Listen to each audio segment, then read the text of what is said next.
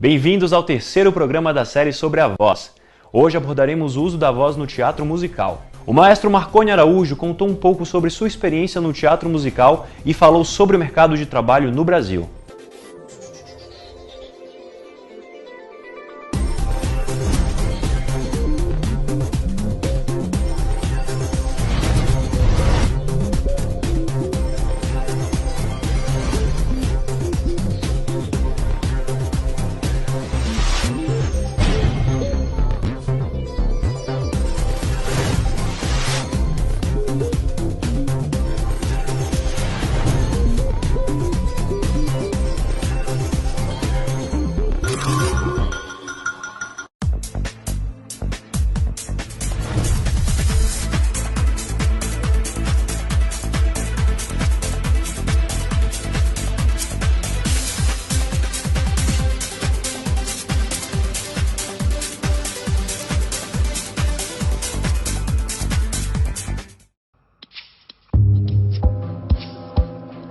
Bom, eu acho que o cantor de teatro musical, ele é um cantor multiartista, ele é uma persona muito diferente do que a gente tem no Brasil, na visão dos atores brasileiros.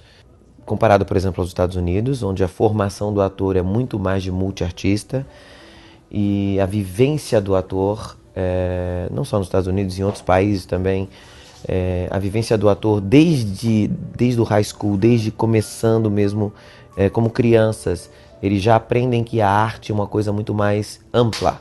Então, o americano faz questão de... Eu sei porque quando eu estava estudando lá eu vi isso com os alunos de high school e até um pouco antes, que há uma preocupação muito grande dos professores de fazer com que os atores tenham uma concepção de atuação, de dança, de canto, como sendo uma coisa conjunta.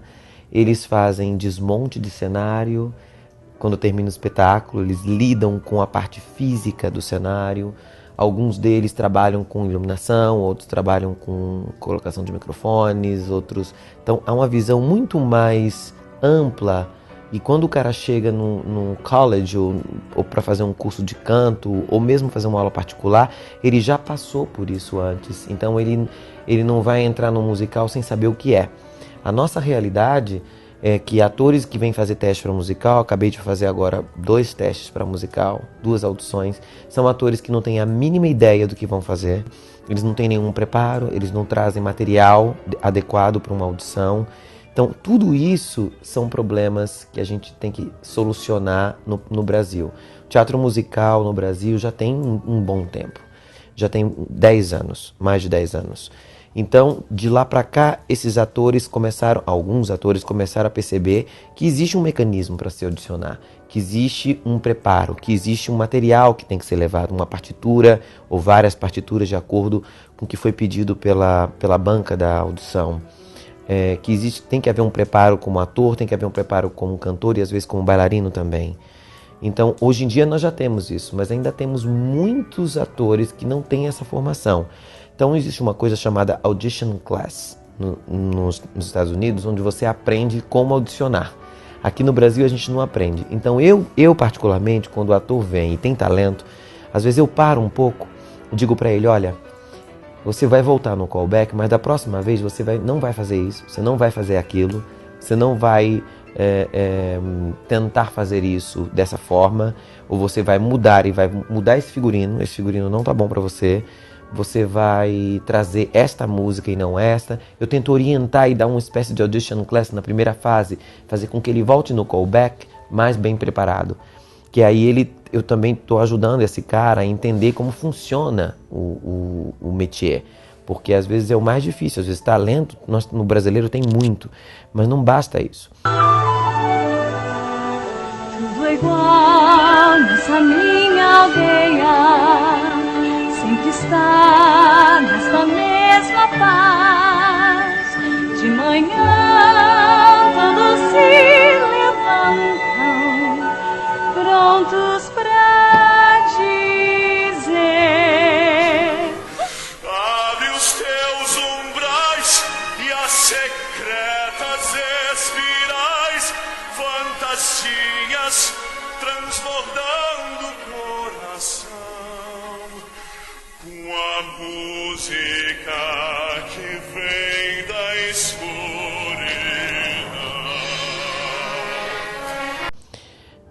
Os diretores precisam saber também o que pedir desses atores. Nós também temos um pouco de falta de diretores de teatro musical. Tanto diretores de cena quanto diretores musicais, que é muito específico. É um estilo muito específico que possui seu próprio caráter, possui seu próprio operacional, vamos dizer assim, e as pessoas não sabem muito bem como fazer. Então pega um teatro de prosa, põe música, diz que é musical, ou pega um show de rock e põe algumas linhas de texto e diz que é musical. Na verdade, a gente pode até chamar isso de musical, mas a linguagem de teatro musical que deriva do teatro inglês, que vem do teatro burlesco, que é misturado um pouco com opereta, essa tradição é um estilo, assim como Brecht assim como Shakespeare é um estilo, né? Uma maneira de se fazer. Então as pessoas precisam conhecer isso. E ainda estamos lutando um pouquinho no Brasil para fazer as pessoas conhecerem. Não é um estilo que vem engessado dos Estados Unidos ou de Londres ou de algum lugar, pelo contrário, é uma peça como outra qualquer, uma obra como Romeu e Julieta, que vem para cá e para ser encenada, mas existem algumas regras para serem mantidas. E essas regras é que fazem com que a integridade da obra seja respeitada, os direitos da obra sejam respeitados. Também temos aí uma lacuna ainda. Um brasileiro é muito criativo, quer inventar muito, então às vezes a gente entra numa deturpação. Belting, técnicas para teatro musical, legit, são coisas novas no Brasil. Com esse ambiente todo, o ator que vai fazer uma audição, ele fica muito perdido. Então ele não sabe se ele audiciona para uma banca de gringos ou se ele audiciona para uma banca de brasileiros, se ele canta um MPB, se ele canta música soul, se ele canta Beyoncé, se ele canta uma música do musical, né? Ele está muito perdido nesse sentido. Então a gente precisa ensinar um pouco esse ator, porque às vezes ele não entra simplesmente por falta de conhecimento. Isso é muito interessante, porque assim, se o meu professor soubesse que ele estava me dando aula, para eu dar aula de teatro musical, acho que ele jamais teria me dado aula. Porque é um professor italiano, lírico, com uma cabeça voltada para esse estilo. Então, eu acho que ele não teria me dado aula. Também naquele momento eu não sabia que eu me tornaria um profissional de teatro musical, porque era muito distante o teatro musical no Brasil. Eu não achava que realmente viesse teatro musical para o Brasil. Mas eu tinha um grupo em Brasília de alunos dentro de dois ensembles, um ensemble feminino e um ensemble masculino, que gostavam muito de cantar pop, soul, MPB, musical theater, todos os estilos um pouco aqui juntos. E isso fez com que eu tivesse que abrir um pouco o meu leque. Até pelo fato do grupo ter essa identidade, eu busquei, pesquisei muito a respeito de técnicas específicas para esses estilos. E eu descobri que há muita similaridade. Eu sou um cantor barroco, eu sou um contratenor barroco, né? Eu canto ópera barroca. E eu descobri que há muita similaridade entre o canto dos castrati, que eram os cantores mais importantes do barroco, os virtuosos do barroco, e o belting. Há uma similaridade muscular. E essa foi minha tese de mestrado. E essa similaridade me aproximou muito do teatro musical.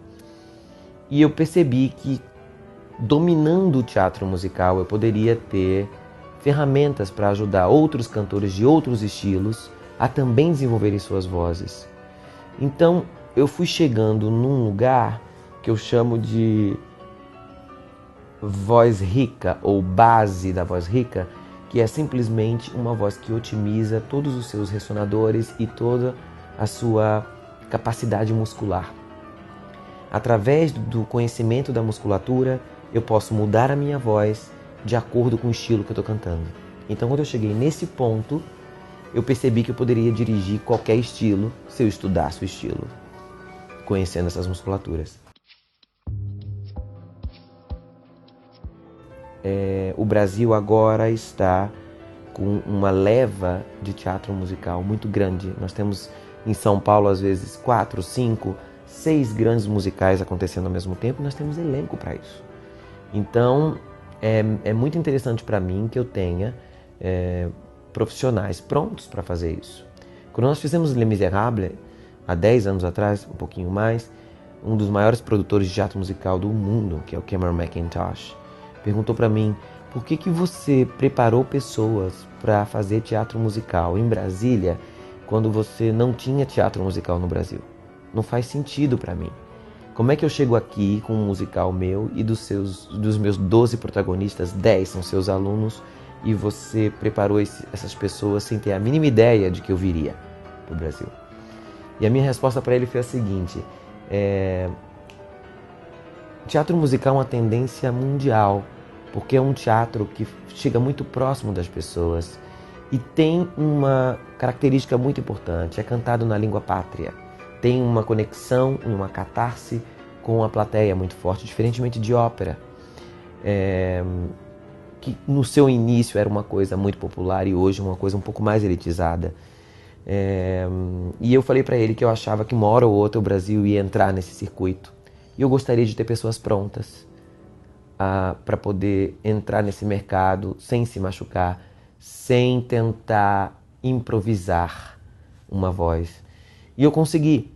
E essas pessoas que estavam dentro desse espetáculo terminaram se tornando os professores dos alunos de hoje. Então, nós temos hoje em São Paulo, pelo menos, bons preparadores vocais, bons preparadores coach de atuação e bons preparadores de dance theater que podem preparar qualquer profissional que venha do Nordeste, de Tocantins, do Sul, de qualquer lugar do Brasil para ser um bom professor.